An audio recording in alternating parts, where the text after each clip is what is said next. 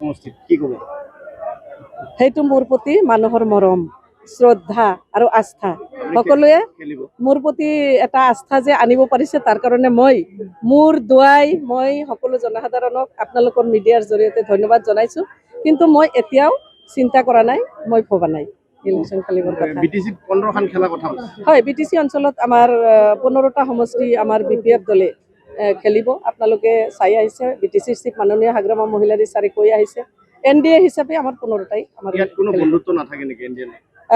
বন্ধুত্ব NDA মানে বন্ধুত্ব, NDA অৰ্থ হৈছে বন্ধুত্ব। বিভিন্নজনে কিন্তু কৈ আছে যে বিজেপি খেলিব বা এজিপি খেলিব। এইটো খেলিব কি খেলিব আপোনালোকে যেতিয়া ঘোষণা হ'ব তেতিয়া নিশ্চয় আপোনালোকে গম পাব। হাইকমাণ্ডৰ মুখৰ পৰা শুনিলে বেছি ভাল লাগিব। গতিকে এইটো হাইকমাণ্ডৰ ওপৰত ৰাখি থ'ব। কিমানখন পাব আপোনালোকৰ? আমি যিমান 15টাই পাম। আপুনি গোবৰ্ধনাৰ পৰা দলৰ এটা নিৰ্মাণ হ'ব বুলি জনাইছে। হয়। কিমান কোটি টকা ব্যয় হ'ব? তাৰমানে এইটো 13 তাৰিখে আমাৰ ভাৰতৰ প্ৰধানমন্ত্ৰী আহিব, তেওঁৰ মুখেৰে ক'লে বেছি ভাল হ'ব।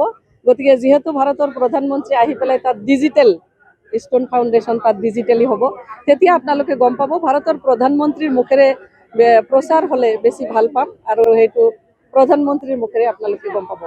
লাষ্ট এটা কৈছিল, আপুনি নিৰ্বাচনৰ পূৰ্বে এটা কথা কৈছিল যে মই যদি জয়যুক্ত হ'ব পাৰোঁ, মথনগুৰি সমষ্টিত মই হাৰ্টছ অফ জুবিন গাৰ্গৰ এটা প্ৰতিমূৰ্তি বনাই দিম। এতিয়ালৈ কিন্তু হোৱা নাই, 100 দিন পাৰ হৈছে। 5 মাহ আমাৰ চৰকাৰৰ 5 মাহ মই বিভিন্ন কথা পাতি আছোঁ, ক'ত কৰিব পৰা যায়। আপোনালোকে চাই থাকক, কিছুদিন পিছত আৰু ইয়াতে কি ফাউণ্ডেশ্যন হ'ব। অকল ফাউণ্ডেশ্যনেই নহয়, এইবিলাক আমি একেবাৰে পৰিপূৰ্ণ কৰাৰ কাৰণে মানে এটা মজবুতিকৰণেৰে আগবাঢ়িছোঁ। জুবিন গাৰ্গৰ নামত এটা পাৰ্ক, তেওঁৰ প্ৰতিমূৰ্তি স্থাপন কৰি পেলাই মই বনাব বিচৰা নাই, অকল সিদ্ধান্ত লৈছোঁ। আৰু এইটো মই ক'ত বনাব পৰা যায়, মই মাটিটো বিচাৰি আছোঁ, জাগা বিচাৰি আছোঁ।